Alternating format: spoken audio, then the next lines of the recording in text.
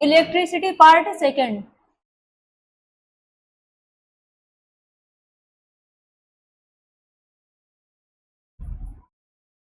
मुक्त इलेक्ट्रॉन बताओगे, और इलेक्ट्रॉन, इसके अलावा परमाणु, और परमाणु किन मूल कणों से मिलकर बना होता है? नाभिकीय कण क्या होते हैं?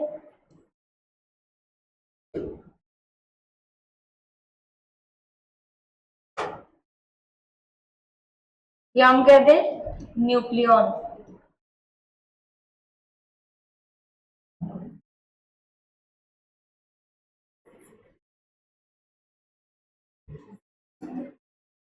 और आवेश के लिए धनात्मक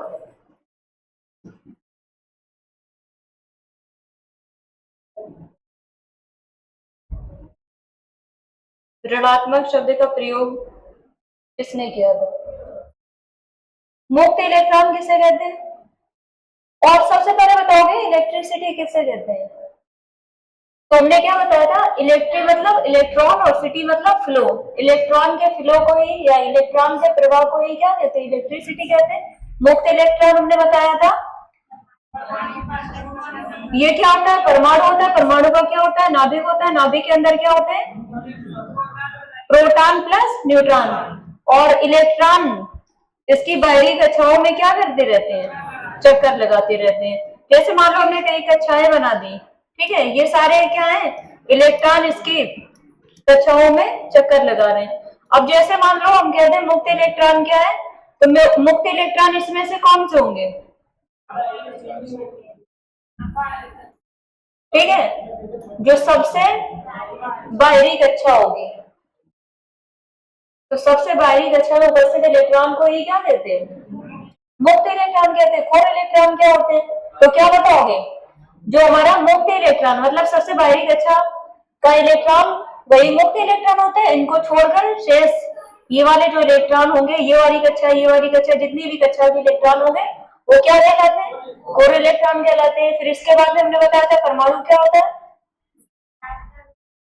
किसी पदार्थ का वह सूक्ष्मतम गुण जो प्रकृति में स्वतंत्र अवस्था में नहीं रह सकता, उसी को ये हम क्या कहते हैं? परमाणु कहते हैं। परमाणु कितने मूल कणों से मिलकर बना होता है? प्रोटॉन, न्यूट्रॉन और इलेक्ट्रॉन। अच्छा, यहाँ पर बात करें, जो परमाणु होता है, sorry, proton, proton, neutron, electron बताया। तो यहाँ पर अगर हम बात करें, जो प्रोटॉन है, प्रोटॉन की खोज किसने की? किसने? गोल्ड स्टीन ने। किसने की? गोल्ड स्टीन ने की। और यहीं पर किस सन में की? 1886 में। और इसके अलावा अगर पूछ लेगा, इसका नामकरण किसने किया? किसने? किस सन में? 1920 में, रदरफोर्ड। 1920 में। और इसके अलावा अगर हम पूछ ले, जो प्रोटॉन है इसका द्रव्यमान कितना, इस पर आवेश कौन सा होता है?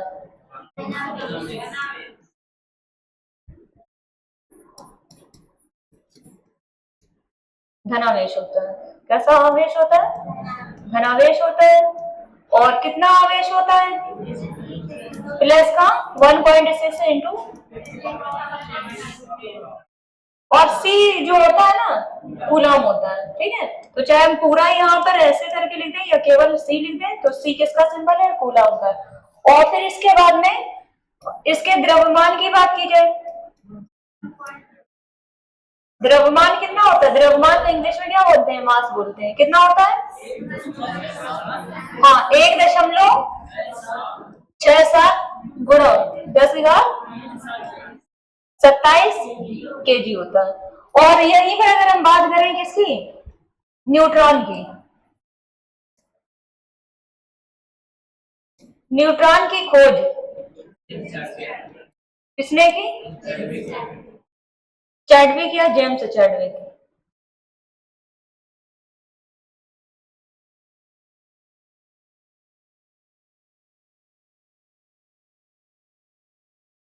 और किस सन में की? 1932। फिर इसके बाद में बात करें, आवेश इस पर कैसा होता है? ठीक है, तो आवेश इस पर नहीं होता है, या हम कह सकते हैं उदासीन होता है। और इसका द्रव्यमान कितना होता है? कितना होता है?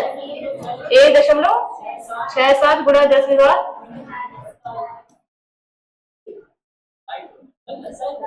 एक मिनट उसमें था, ठीक है, 9.1 गुणा 10⁻, ठीक है, उसमें था 31।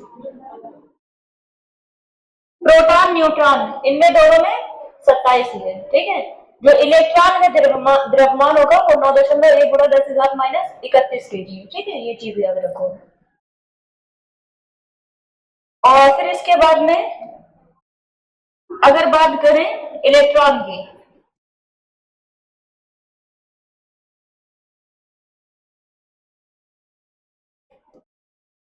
खोज किसने की?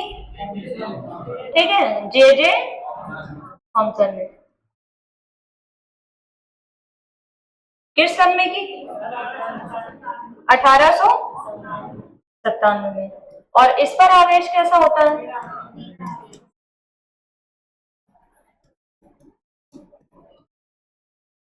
ऋणावेश होता है। और कितना आवेश होता है? माइनस का 1.6 गुणा 10⁻। बस केवल उसमें प्लस है, इसमें माइनस हो जाता है। सी मतलब कूलम होता है। और इसके अलावा इसके द्रव्यमान की बात की जाए, कितना होता है? 9.31 kg होता है। तो यहां तक हम लोग पढ़ चुके थे। अब बात करते हैं यहां पर जो आवेश के बारे में, धनात्मक और ऋणात्मक शब्द का प्रयोग सबसे पहले किसने किया था? तो क्या आंसर होगा? बेंजामिन फ्रैंकलिन ने। किसने किया था? बेंजामिन फ्रैंकलिन ने।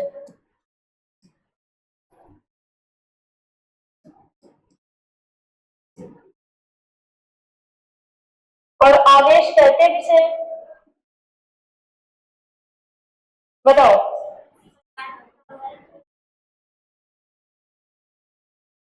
हाँ, किसी पदार्थ का वह गुण जो किसी दूसरे पदार्थ को अपनी ओर या तो आकर्षित करेगा या तो विकर्षित करेगा, ठीक है, इसी को ये क्या कहते हैं? आवेश कहते हैं। आवेश कितने प्रकार का होता है? 2 प्रकार का होता है। यहीं पर अगर पूछ लेगा आवेश घनत्व कितने प्रकार का होता है, बोलो। चलो वो आज का टॉपिक है आवेश घनत्व के बारे में पढ़ेंगे, विद्युत वाहक बल पढ़ेंगे, कूलॉम का नियम पढ़ेंगे, ये सारी चीजें पढ़ेंगे। यहाँ पर ये केवल बता देना है कि नाभिकीय कण कौन कौन से होते हैं? Proton, electron, proton plus neutron. और न्यूक्लियन किसे कहते हैं? यही जो नाभिकीय कण को इंग्लिश में ये क्या कहते हैं? न्यूक्लियन, ठीक है। तो न्यूक्लियन का मतलब प्रोटॉन और न्यूट्रॉन। और अगर पूछ लेगा परमाणु कितने मूल कणों से मिलकर बना होता है, तो 3 होते हैं, प्रोटॉन, इलेक्ट्रॉन और न्यूट्रॉन, ठीक है। तो यहाँ तक हम लोग पढ़ चुके थे। इसके बाद में अच्छा, थेल्स ने क्या बताया था?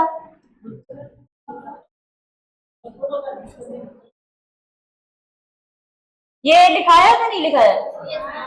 क्या बताया था? वस्तुओं को, हाँ, वस्तुओं को आविष्कृत करने की जो प्रोसेस होती, प्रक्रिया होती है, उसी के बारे में क्या बताया था? किसने बताया था? मतलब थेल्स ने बताया था।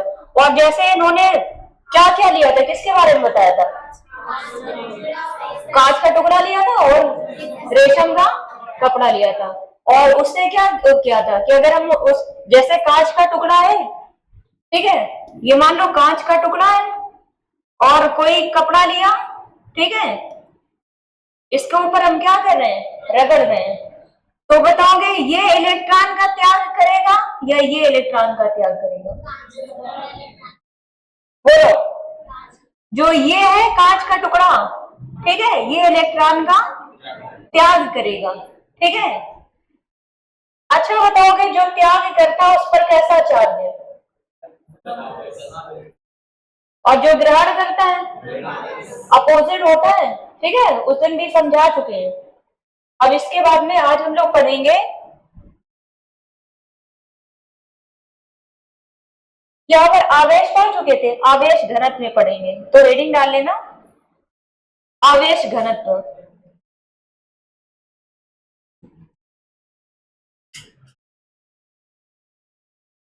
अच्छा, आवेश घनत्व से पहले बताओगे घनत्व क्या होता है? घनत्व बराबर होता क्या है? यहाँ पर ये तो आवेश घनत्व पढ़ोगे, लेकिन आवेश घनत्व से पहले घनत्व पता होना चाहिए, जिसको डेंसिटी बोलते हैं।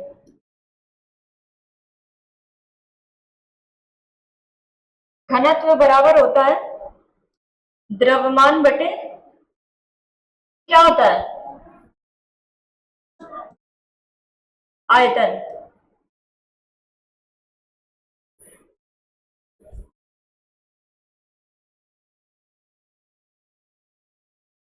ठीक है, ये शॉर्ट में लिख देते हैं, D equal M upon V लिख देते हैं। तो घनत्व की परिभाषा क्या होती है? अच्छा, ऐसा करोगे, पहले हेडिंग डालो घनत्व, इंग्लिश में डेंसिटी बोलते हैं।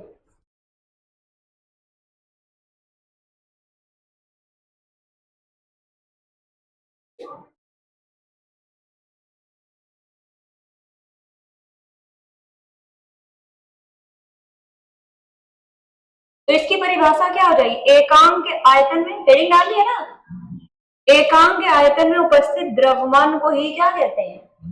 घनत्व कहते हैं।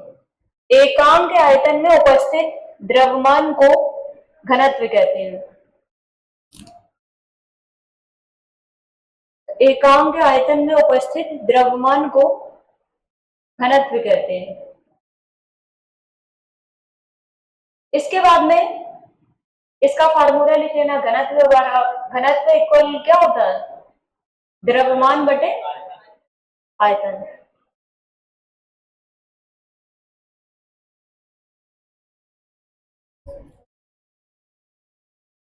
इसके बाद में हेडिंग डालोगे आवेश घनत्व, चार्ज डेंसिटी।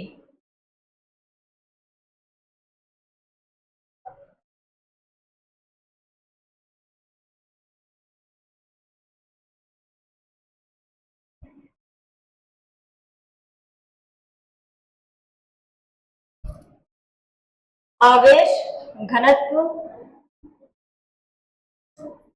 अब यहां पर पहले समझ लेना है,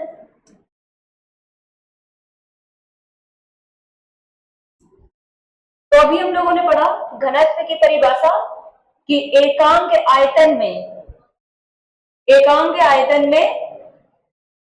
द्रव्यमान की मात्रा को ही क्या कहते हैं? घनत्व कहते हैं। लेकिन अगर यहां पर पूछ लेगा कि आवेश घनत्व किसे कहते हैं, तो क्या बताओगे कि किसी पदार्थ में आवेश की मात्रा को ही क्या कहते हैं? आवेश घनत्व कहते हैं। और अगर पूछ लेगा कि आवेश घनत्व कितने प्रकार का होता है, तो आवेश घनत्व 3 प्रकार का होता है। पहला होता है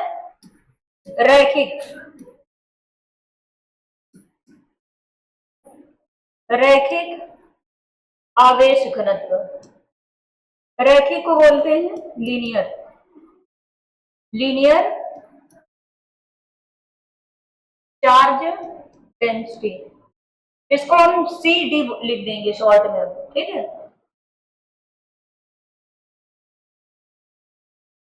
इसके अलावा होता है क्षेत्रीय को ही बोलते हैं सतही आवेश घनत्व। इसको इंग्लिश में बोलेंगे सरफेस और सरफेस आवेश को चार्ज सी लिख देंगे और डेंसिटी इसको लिख देंगे, तो डी हो जाएगा, ठीक है।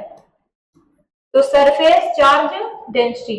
इसके अलावा थर्ड जो होता है वो होता है आयतनीय।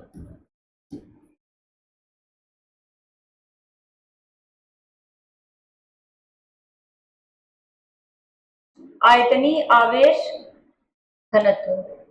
इंग्लिश में आयतन को इंग्लिश में क्या बोलते हैं? बोलो।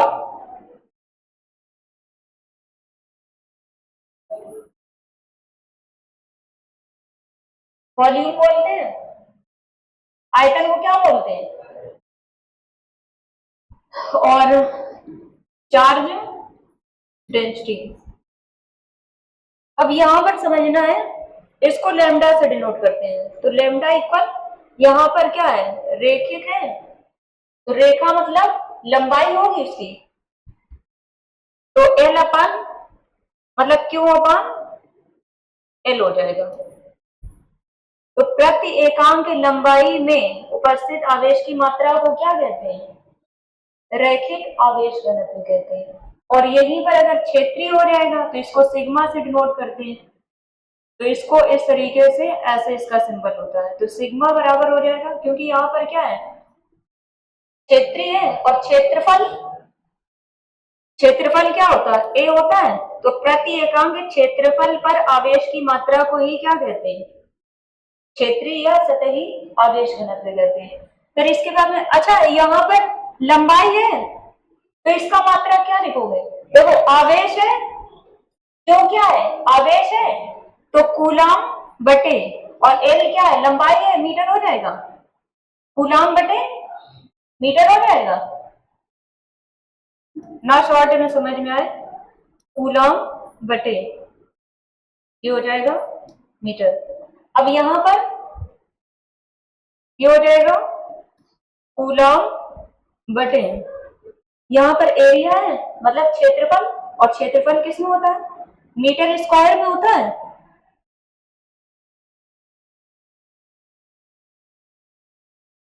Metre square, metre square. अब इसके बाद में जो तीसरा है आयतन, यहां पर याद रखोगे इसको डिनोट करते हैं किससे, रो से। रो इक्वल होता है क्यू अपॉन वी। और अगर बात करें इसका मात्रा क्या हो जाएगा, तो ये हो जाएगा कूलम बटे, क्या होगा, आयतन जो है मीटर क्यूब में होता है, तो कूलम अपॉन में मीटर क्यूब हो जाएगा। ठीक है। अब यहाँ पर अभी इसकी परिभाषाएं दिखाएंगे, लेकिन यहाँ पर हमने ये एक साथ लिख दिया है, ठीक है, कि अगर रिवीजन करना है जल्दी से कर लोगे। तो सबसे पहले आवेश घनत्व क्या कहते हैं, तो किसी पदार्थ में आवेश की मात्रा को ही क्या कहते हैं, अभी ना लिखो, हम दिखा रहे हैं। यहाँ पर आवेश घनत्व किसे कहेंगे, किसी पदार्थ में आवेश की मात्रा को ही आवेश घनत्व कहते हैं। फिर पूछ लेगा कि आवेश घनत्व कितने प्रकार का होता है, 3 प्रकार का होता है, रैखिक, सतही और आयतनी। ठीक है, 3 प्रकार का होता है। अगर पूछ लेगा कि रैखिक आवेश घनत्व को किससे प्रदर्शित करते हैं, तो आंसर क्या होगा, लैम्डा से। अगर पूछेगा कि क्षेत्रीय या सतही आवेश घनत्व को किससे प्रदर्शित करते हैं, तो सिग्मा से। और अगर पूछ लेगा आयतनी आवेश घनत्व को किससे प्रदर्शित करते हैं, तब आंसर क्या होगा, रो से। किससे, रो। यहां पर रैखिक मतलब रेखा, लाइन है, ठीक है, तो लंबाई होगी उसकी, तो सब में क्यों क्या है, सब में इक्वल है। यहां पर लंबाई है तो एल हो गया, और यहां पर क्षेत्रफल है तो ए हो जाएगा, क्षेत्रफल मतलब एरिया। और यहाँ पर क्या है, आयतन है, तो आयतन को क्या बोलते हैं, वॉल्यूम बोलते हैं। ठीक है, तो वॉल्यूम भी हो जाएगा, तो क्यू अपन भी हो जाएगा। यहाँ पर कूलम बटे मीटर हो जाएगा। लंबाई का मात्रा क्या होता है, मीटर होता है। क्षेत्रफल को मीटर स्क्वायर में मेजर करते हैं, और वॉल्यूम को मीटर क्यूब में मेजर करते हैं। तो अब इसके बाद में आवेश घनत्व की परिभाषा लिख ली है। अब हेडिंग डालोगे आवेश घनत्व के प्रकार, ये नोट कर लिया, हेडिंग डालो आवेश घनत्व के प्रकार।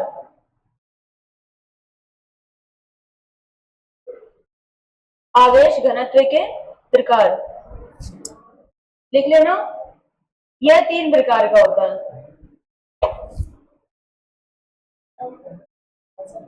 क्या हुआ,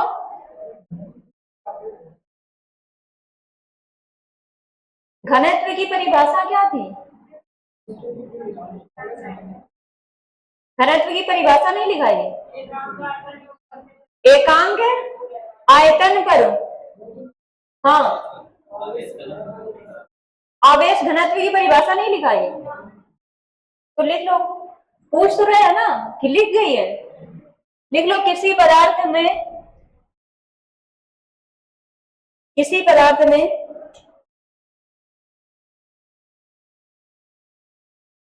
किसी पदार्थ में आवेश की मात्रा को आवेश घनत्व कहते हैं। किसी पदार्थ में आवेश की मात्रा को आवेश घनत्व कहते हैं।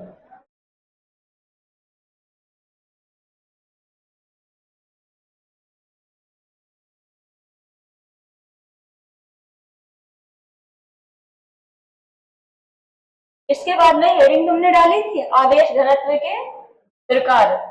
कितने प्रकार होते हैं? 3 प्रकार होते हैं। नंबर फर्स्ट हेडिंग डाल लो, रैखिक आवेश घनत्व। रैखिक आवेश घनत्व इंग्लिश में लिख लेना लीनियर चार्ज डेंसिटी।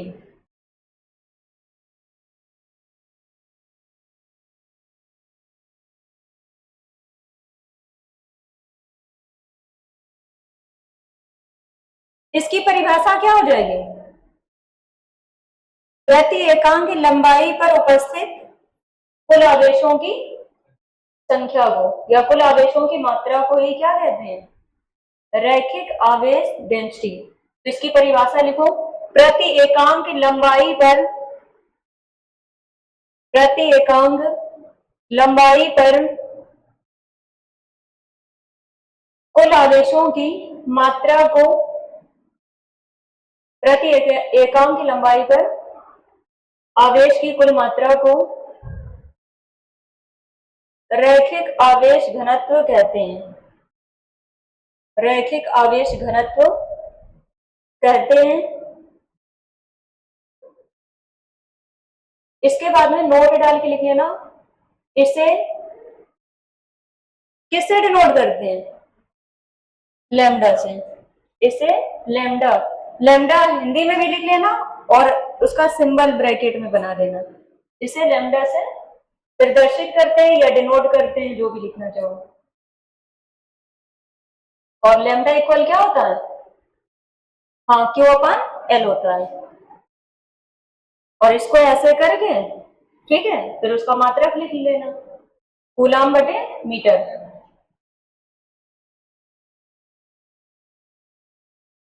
इसके बाद में नंबर 2 हेडिंग डाल लो, क्षेत्रीय या सतही आवेश घनत्व।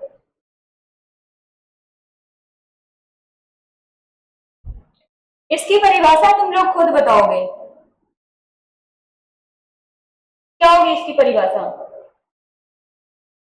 प्रति एकांक क्षेत्रफल पर आवेश की कुल मात्रा को ही क्या कहते हैं? हाँ, क्षेत्रीय या सतही आवेश घनत्व। लिख लो, प्रति एकांक क्षेत्रफल पर, प्रति एकांक क्षेत्रफल पर आवेश की कुल मात्रा को आवेश की कुल मात्रा को आवेश घनत्व कहते हैं। सॉरी, आवेश घनत्व नहीं, कौन सा आवेश घनत्व? हाँ, क्षेत्रीय आवेश घनत्व कहते हैं।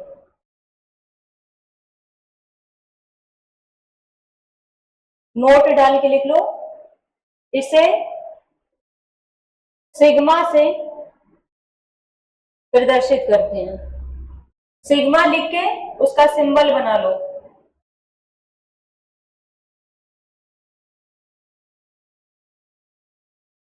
इसे सिग्मा से प्रदर्शित करते हैं।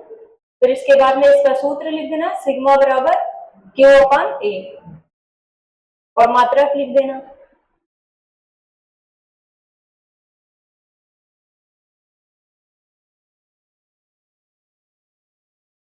क्या हो जाएगा इसका मात्रक? कूलाम बटे मीटर स्क्वायर। इसके बाद में थर्ड हेडिंग डाल लो, आयतनी आवेश घनत्व।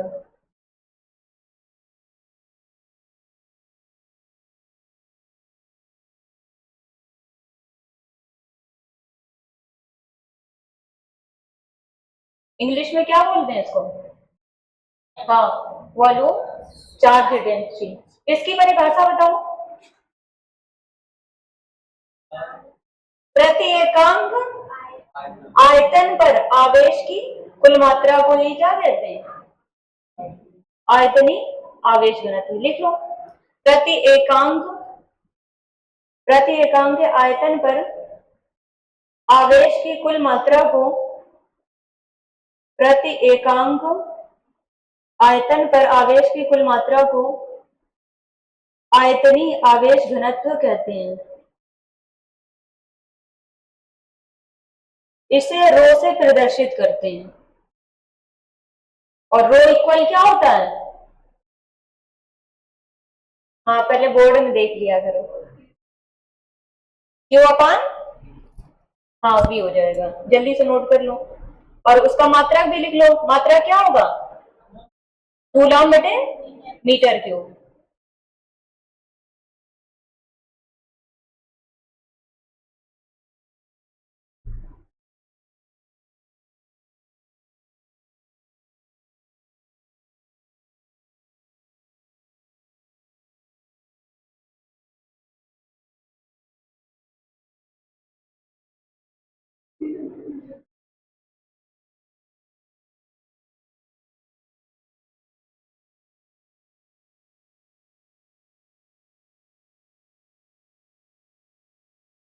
हो गया? नोट हो गया ना सभी का? अब इसके बाद में रीडिंग डालोगे कूलम का नियम। कूलम का नियम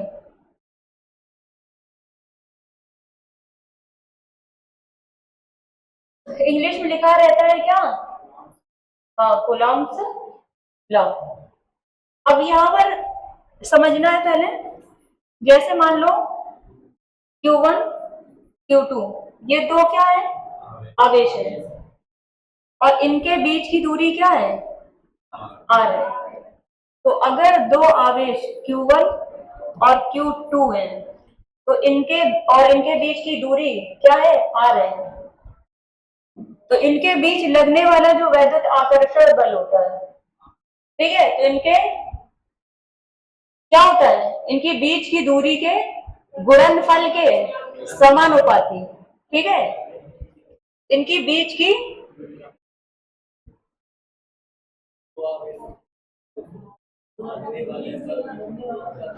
देखो, अगर दो क्या है? आवेश हैं, तो इन पर लगने वाला जो वैद्युत आकर्षण बल होगा, ठीक है, तो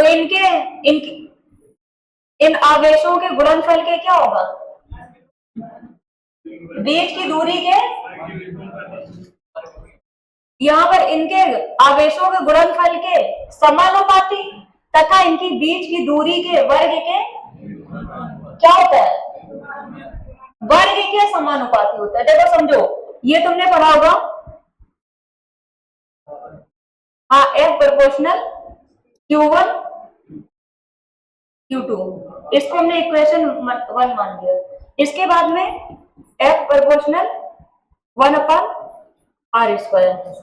तो यहां पर क्या हो जाएगा कि अगर दो आवेश Q1 Q2 है, इनके बीच लगने वाला जो वैद्युत आकर्षण बल होगा, ठीक है, तो वो इन दोनों के गुणनफल के क्या है? समानुपाती। और इनकी बीच की दूरी के वर्ग के क्या होता है? बीच की दूरी के वर्ग के क्या होगा? व्युत्क्रमानुपाती होगा या समानुपाती? हाँ, यहाँ पर क्या हो जाएगा? हाँ, व्युत्क्रमानुपाती हो जाएगा। और अगर यहाँ पर इक्वेशन 1 और 2 से हम सॉल्व करेंगे तब क्या हो जाएगा? F proportional Q1 Q2/r²। ठीक है, ये हो जाएगा। और अगर इसका मात्रक ले लें क्या हो जाएगा? या देखो, हम इसको ऐसे भी लिख सकते हैं। ये इसको अगर हम हटाएंगे तो इसकी जगह हम क्या ले सकते हैं? F इक्वल, इसकी जगह हम K ले सकते हैं। ठीक है, K और Q1 Q2/r²। अब जैसे यहाँ पर K क्या होता है? कांस्टेंट होता है। इसका मान, हाँ, नियतांक भी बोल सकते हैं, स्थिरांक भी बोल सकते हैं। इसकी वैल्यू अगर पूछ लेगा, हाँ 1/4 पाई, हाँ एफ साइलेंट नॉट, ठीक है, ये होता है इसकी वैल्यू। ये क्या होता है, कांस्टेंट होता है, जिसको नियतांक या इसी को ही स्थिरांक भी बोलते हैं। अब अगर के की वैल्यू पूछ ली जाए, हाँ इस टॉपिक से सवाल जरूर आते हैं, इसीलिए ये सारा इसमें पूरा डिटेल से पढ़ा रहे हैं। इतना छोटा दिख रहा है कि नहीं दिख रहा है, थोड़ा बड़ा कर ले क्या, दिख रहा है। तो अगर यहाँ पर F इक्वल हम लिख सकते हैं K की जगह 4 पाई, ठीक है 4 पाई, हाँ एप्सिलॉन नॉट, और फिर क्या हो जाएगा Q1 Q2 upon R square हो जाएगा। या हम ऐसे भी लिख सकते हैं, अगर K बराबर लिखना चाहें, ठीक है, तो K बराबर क्या हो जाएगा एफ आर स्क्वायर, के बराबर ये एफ आर स्क्वायर हो जाएगा अपान में Q1 Q2 हो जाएगा, ठीक है। तो हम ऐसे भी लिख सकते हैं एफ के equal F R square upon Q1 Q2 हो जाएगा। अब जैसे अगर इसकी मात्रा की बात करें तो देखो एफ क्या होता है, बल होता है, बल का मात्रा क्या होता है, न्यूटन होता है, बल का मात्रक न्यूटन होता है, और आर स्क्वायर है तो इसका क्या होता है, मीटर स्क्वायर होता है, और अपान में आवेश है, आवेश का मात्रा क्या होता है, कूलम होता है, ठीक है, 2 बार है, ठीक है, तो मल्टीप्लाई हो जाएगा तो कूलम स्क्वायर हो जाएगा। और अगर यहाँ पर इसका मान पूछ लेगा, के का मान भी पूछ लेता है तो कितना होता है, के बराबर होता है 8.85 गुणा 10⁻12, ठीक है, ये होता है। तो इसको क्या हुआ,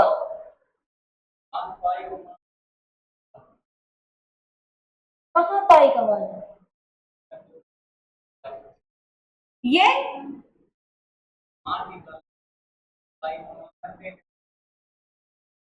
जैसे अगर बात करें पाई का मान कितना होता है 22/7 होता है, ठीक है, या 3.14 होता है।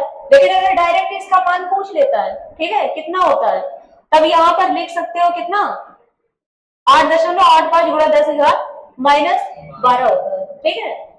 या वैसे ऐसा मतलब इसको सॉल्व करना चाहो तो कर सकते हो कि जैसे यहाँ पर इसका 22/7 या 3.14 मान रख के अगर करोगे, ठीक है, तो भी आ जाएगा, लेकिन जब उसमें वैल्यू दी जाएगी, लेकिन इसकी डायरेक्ट वैल्यू पूछ लेगा, ठीक है, तब इसका मान, जैसे पाई का मान डायरेक्ट पूछता है, अब वहां पर मतलब सॉल्व करने के लिए तो नहीं पूछता है ना, तो ऐसा ही अगर इसका मान पूछ लेगा तो कितना बताओगे 8.85 गुणा 10⁻12 होता है। तो सबसे पहले यहाँ पर हेडिंग डालोगे कूलम का नियम, कूलम का नियम लिखो, यदि दो आवेश Q1 Q2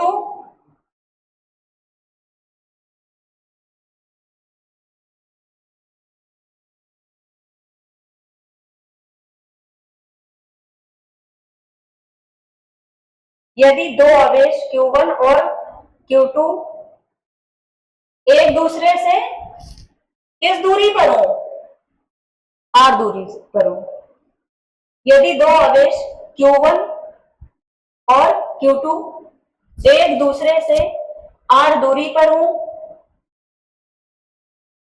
तो उनके बीच लगने वाला वैद्युत आकर्षण बल, तो उनके बीच लगने वाला वैद्युत आकर्षण बल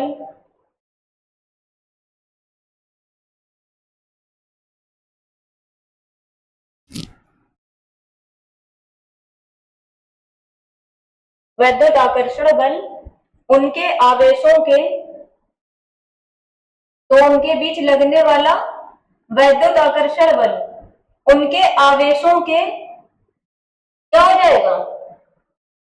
उनके आवेशों के गुणनफल के समानुपाती।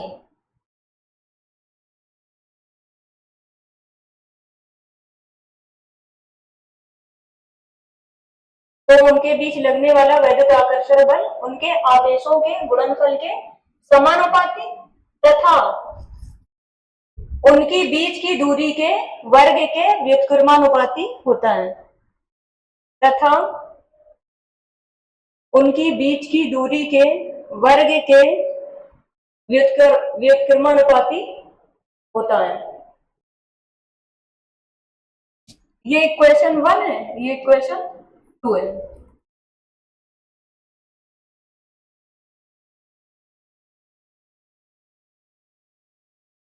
तो यहां पर ये लिख लेना, ठीक है। और ये भी अगर अपने समझने के लिए ये बनाना चाहो तो बना सकते हो, इसी से तुमको याद हो जाएगा। यदि दो आवेश क्या है, Q1 और Q2 है और एक दूसरे से किस दूरी पर हो, R दूरी पर हो, ठीक है, तो इनके बीच लगने वाला जो वैद्युत आकर्षण बल होगा तो इन दोनों आवेशों के गुणनफल के क्या होगा, समानुपाती तथा बीच की दूरी के वर्ग के क्या होता है, व्युत्क्रमानुपाती। तो यहाँ पर ये जो है आवेशों के गुणनफल के क्या है, समानुपाती और बीच की दूरी के वर्ग के क्या है, व्युत्क्रमानुपाती होता है। और फिर हम इक्वेशन 1 और 2 को हम सॉल्व कर लेंगे तो फिर ये वाला फार्मूला आ जाएगा, ठीक है। इक्वेशन 1 और 2 से या 2 को सॉल्व करने पर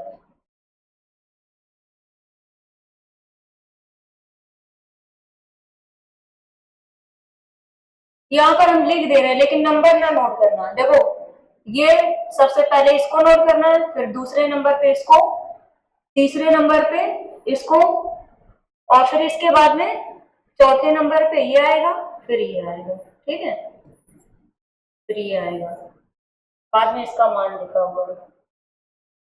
नोट कर लो जल्दी से।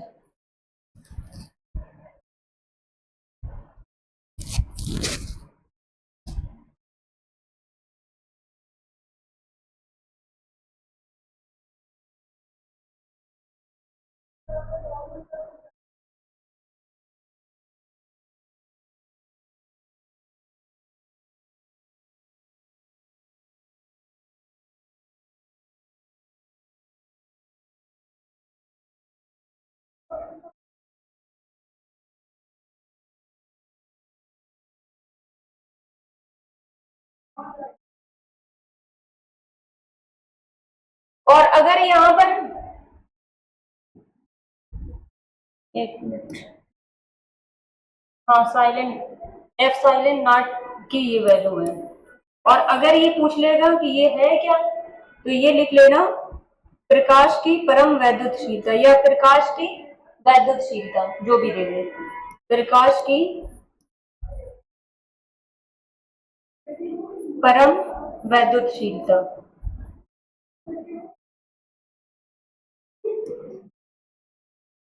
नोट कर लो। जो के का मान है ना वो 1/, ठीक है, क्या हुआ, अच्छा निर्वात, सॉरी ये प्रकाश की नहीं होगी, निर्वात की, निर्वात की परम वैद्युतशीलता, ठीक है। अच्छा बताओगे निर्वात में प्रकाश की चाल कितनी होती है, कितनी होती है, 3 × 10⁻⁸ क्या मीटर प्रति सेकेंड होती है, ठीक है। निर्वात में प्रकाश की चाल बहुत बार पूछी जाती है।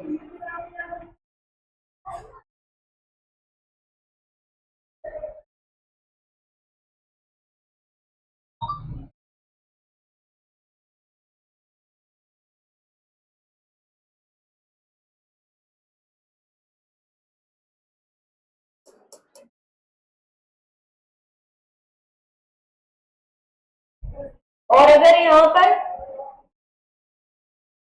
के का मान पूछ लेगा, दिख रहा है,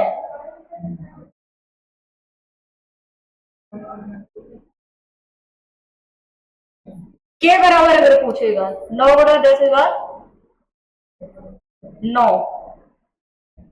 और यहां पर इसका क्या हो जाएगा, न्यूटन मीटर स्क्वायर बटे में कूलम स्क्वायर हो जाएगा।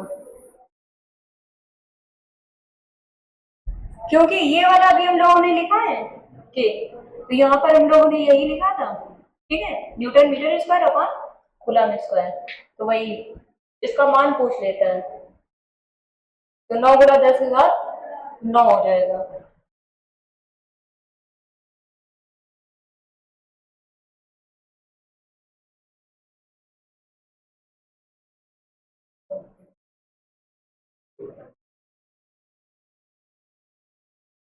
नोट हो गया। चलो एक बार पूछ लेते हैं, जो भी यहाँ पर हम लोगों ने कूलम का नियम पढ़ा है। तो कूलम का नियम अभी हम लोगों ने क्या समझा था कि अगर दो आवेश Q1 और Q2 है और इनके बीच की दूरी क्या है, R है, तो इनके बीच जो लगने वाला वैद्युत आकर्षण बल होगा, ठीक है, तो इन आवेशों के गुणनफल के क्या होता है, ठीक है, तभी हम लोगों ने क्या लिखा था, F प्रोपोर्शनल Q1 Q2 लिखा था, ठीक है, इसी को ही हमने इक्वेशन 1 मान ली थी। तो यहाँ पर हमने पढ़ा कि अगर दो आवेश Q1 Q2 है और उनके बीच की दूरी R है, तो इनके बीच लगने वाला वैद्युत आकर्षण बल इन दोनों आवेशों के गुणनफल के समानुपाती तथा इनकी बीच की दूरी के वर्ग के क्या होता है, व्युत्क्रमानुपाती होता है। इसको हमने इक्वेशन सेकंड मान लिए, ठीक है। जब हम इन दोनों को हम क्या करेंगे, सॉल्व करेंगे, तब हमको क्या फार्मूला मिला था, F proportional Q1 Q2 upon R square. और फिर इसके बाद में अगर हम ये प्रोपोर्शनल हटा दें, इसकी जगह पे हमने क्या ले लिया था, F equal K Q1 Q2 upon R square हो जाएगा, R स्क्वायर। और अगर यहाँ पर K की वैल्यू, तो हमने क्या बताया था, हम इसको ऐसे भी लिख सकते हैं, अगर हम K बराबर ले लें तब क्या हो जाएगा, F R स्क्वायर और अपान में Q1 Q2 हो जाएगा। और इसकी मात्रा की बात करें तो क्या हो जाएगा, बल F क्या है, फोर्स है, बल है, तो क्या हो जाएगा, न्यूटन, और R का मतलब मीटर, और क्योंकि यहाँ पर R स्क्वायर है तो मीटर स्क्वायर हो जाएगा, अपान में क्या हो जाएगा, क्योंकि आवेश का मात्रा कूलम होता है, कूलम इंटू कूलम, तो क्या हो जाएगा, कूलम स्क्वायर हो जाएगा। फिर इसके बाद में अगर बात करें K की जगह, हम यहाँ पर क्या लिख सकते हैं, F इक्वल 1/4 π/ε0, ठीक है, Q1 Q2 अपान R स्क्वायर। और फिर हमने बताया था कि जो F∠0 है, F∠0 का जो मान होगा 8.85 गुणा 10⁻⁻12, और यहाँ पर कितना, इसका मात्रा क्या हो जाएगा, बोलो क्या होगा। अच्छा, यहाँ पर जो K है इसका मान कितना होता है, ठीक है, 9 × 10⁻9, इसका मात्रा क्या था, ठीक है, क्योंकि हमने क्या बताया, अच्छा यहाँ पर ये, ठीक है, K है, तो K का यहाँ पर FR square upon Q1 Q2 है, ठीक है, तो यहाँ पर newton metre square upon coulomb square, तो वही यहाँ पर हो जाएगा न्यूटन मीटर स्क्वायर अपान में कूलम का स्क्वायर हो जाएगा। तो जितने भी यहाँ पर ये फार्मूले का यूज हुआ है, ठीक है, इनसे न्यूमेरिकल पूछे जाते हैं, तो इसलिए यहाँ पर ये पढ़ाया है, ठीक है। इस टॉपिक से सबसे ज्यादा क्वेश्चन पूछे जाते हैं, और प्लस एक जो टॉपिक है तुम्हारा लाइट। ठीक है, ये दो टॉपिक सबसे इंपॉर्टेंट है, इनको बहुत अच्छे से पढ़ना है। इसके बाद में नेक्स्ट हेडिंग, ये नोट हो गया।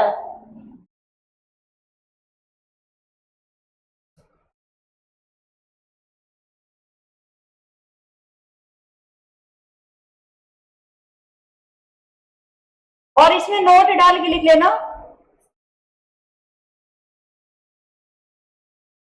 इस सूत्र के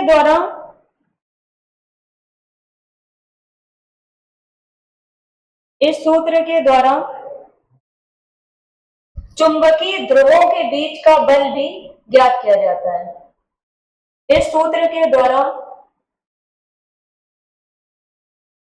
चुंबकीय ध्रुवों के बीच का बल भी ज्ञात किया जाता है।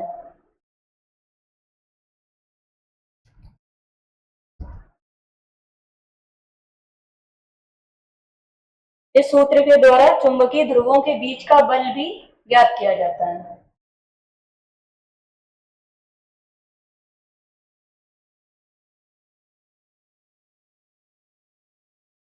इसके बाद में हेडिंग डालोगे विद्युत वाहक बल।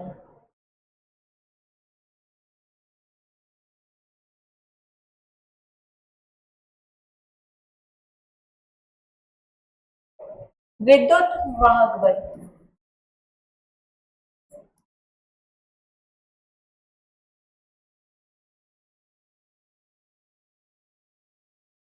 अच्छा इसको हम क्या इंग्लिश में बोलते हैं? Electromotive force.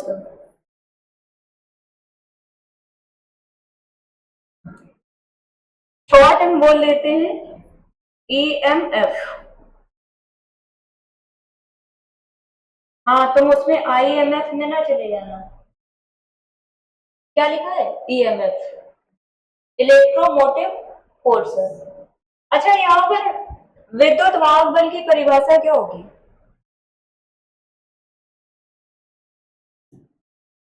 देखो यहाँ पर लिखा है विद्युत, विद्युत का मतलब यहाँ पर क्या है? इलेक्ट्रो, इलेक्ट्रो मतलब इलेक्ट्रॉन, और वाहक का मतलब क्या होता है? वाहक का मतलब क्या है? चाल, मतलब ले जाने से, मतलब क्या है यहाँ पर? चालू करने से। ठीक है, तो ऐसा बल जो इलेक्ट्रॉन को क्या कर दे, मतलब स्टार्ट कर दे या चालित कर दे। ठीक है, तो उसी को ही हम क्या कहते हैं? विद्युत वाहक बल कहते हैं। तो लिख लो इसकी परिभाषा।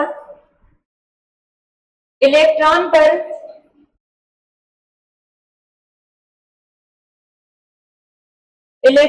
लगने वाला वह बल, इलेक्ट्रॉन पर लगने वाला वह बल जो इलेक्ट्रॉन को प्रवाहित, या ऑब्लिक करके लिख सकते हो चालित कर दे। इलेक्ट्रॉन पर लगने वाला वह बल जो इलेक्ट्रॉन को प्रवाहित या चालित कर दे, उसे विद्युत वाहक बल कहते हैं। उसे विद्युत वाहक बल कहते हैं।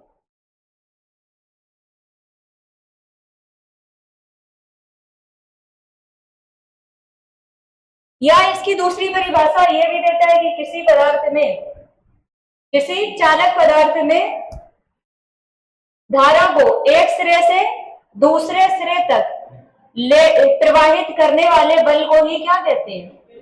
विद्युत वाहक बल। जैसे मान लो बैटरी होती है, बैटरी वगैरह हो गई, जनरेटर वगैरह हो गए। ठीक है, तो धारा को एक सिरे से कहां है? दूसरे सिरे पर ले जाता है। ठीक है, तो इस प्रकार का बल क्या होगा? विद्युत वाहक बल कहलाता है। तो अथवा करके लिख लो, किसी चालक पदार्थ में, किसी चालक पदार्थ में, किसी चालक पदार्थ में से लिखोगे, किसी चालक पदार्थ में से विद्युत धारा को एक सिरे से दूसरे सिरे तक, किसी चालक पदार्थ में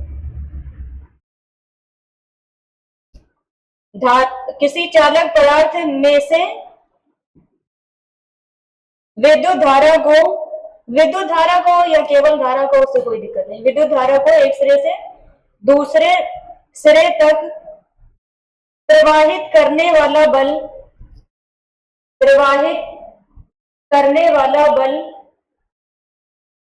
विद्युत वाहक बल कहलाता है। विद्युत वाहक बल कहलाता है।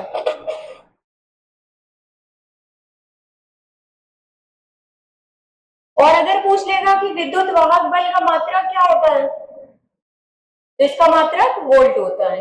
लिख लो नोट डाल के, विद्युत वाहक बल का मात्रक वोल्ट होता है।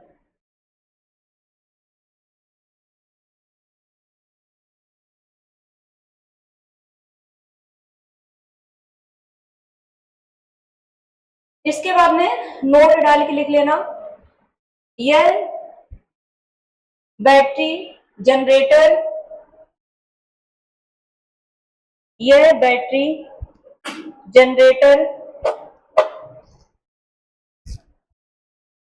विद्युत सेल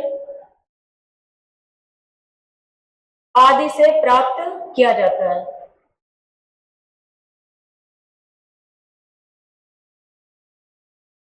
आदि से प्राप्त किया जाता है।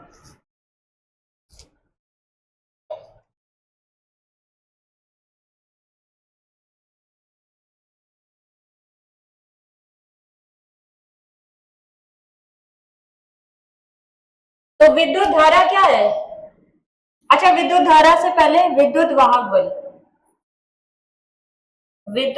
बल क्या, इसकी परिभाषा क्या होगी विद्युत वाहक बल की? किसी चालक पदार्थ में से विद्युत धारा को एक सिरे से दूसरे सिरे तक, ठीक है, प्रवाहित करने वाले बल को ही क्या कहते हैं? विद्युत वाहक बल कहते हैं। या हम ये भी कह सकते हैं कि इलेक्ट्रॉन को एक ऐसा बल जो इलेक्ट्रॉन को, ठीक है, क्या कर दे, प्रवाहित कर दे या चालित कर दे, उसको स्टार्ट कर दे, ठीक है, इस प्रकार के बल को ही क्या कहते हैं? विद्युत वाहक बल कहते हैं। और अगर पूछ लेगा कि इसका मात्रा क्या होता है, तब आंसर क्या होगा? वोल्ट होता है। और ये किससे प्राप्त किया जाता है? तो जैसे बैटरी हो गई, विद्युत सेल हो गई, जनरेटर, ठीक है, इनसे प्राप्त किया जाता है। और यहीं पर अगर हम पूछे, जो एफ साइलेंट नॉट होता है, इसका मान कितना होता है? एफ साइलेंट नॉट कितना होता है? 8.85 गुणा 10⁻⁻12। और अगर हम पूछ लें, हाँ, न्यूटन मीटर स्क्वायर होगा या केवल न्यूटन मीटर होगा? हाँ, और अपान में कूलम स्क्वायर हो जाएगा। और इसके अलावा अगर हम के का मान पूछ लें, 9 गुणा 10⁻9, और मात्रा क्या हो जाएगा? हाँ, यहाँ पर हो जाएगा न्यूटन मीटर स्क्वायर अपान में कूलम स्क्वायर हो जाएगा। क्या हुआ? क्या बोल रही है? हाँ, वही तो बोला है, के बराबर एफ आर स्क्वायर अपान में Q1 Q2 बताया था।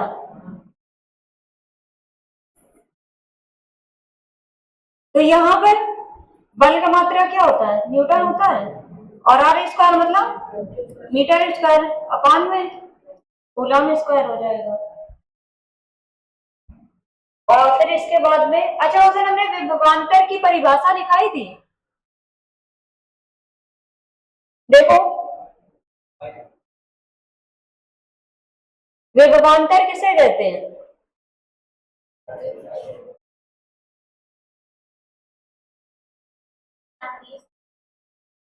हाँ, देख लो, पढ़ाई नहीं हो रही है। एक बिंदु से दूसरे बिंदु तक हाँ लाने में किया गया कार्य। और दूसरा, इसकी दो शायद हमें डिफिनेशन दिखाएंगी। हाँ, विभवांतर मतलब विभव का अंतर, ये क्या कहलाता है? विभवांतर। और विभवांतर का फार्मूला क्या होता है?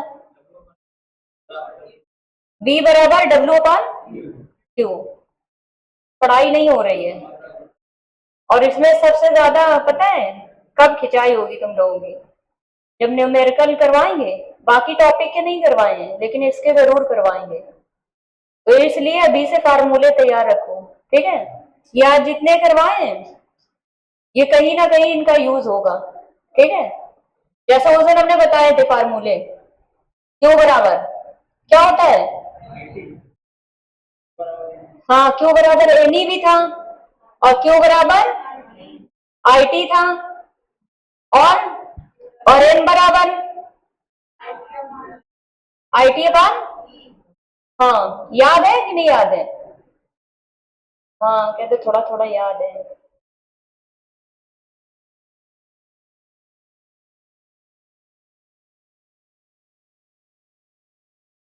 विभवान तक लिखा चुके हैं। बाकी जब नेक्स्ट टॉपिक होगा तो जैसे विद्युत क्षेत्र क्या होता है, विद्युत वाहक बल लिखा ही चुके हैं, ठीक है?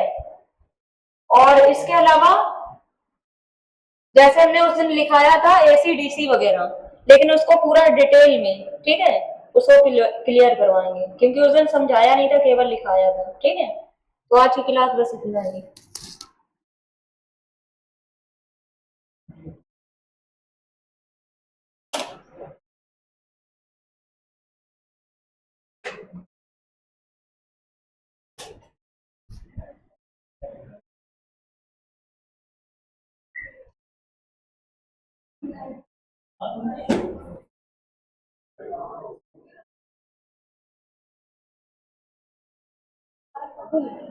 हाँ।